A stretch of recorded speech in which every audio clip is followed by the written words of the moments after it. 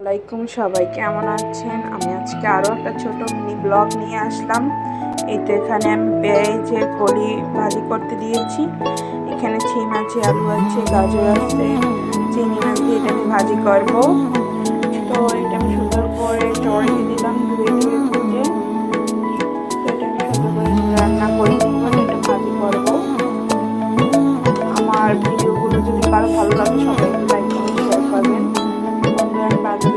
ভালোবাসবো বাসবো রে বন্ধু, তোমায় যতনে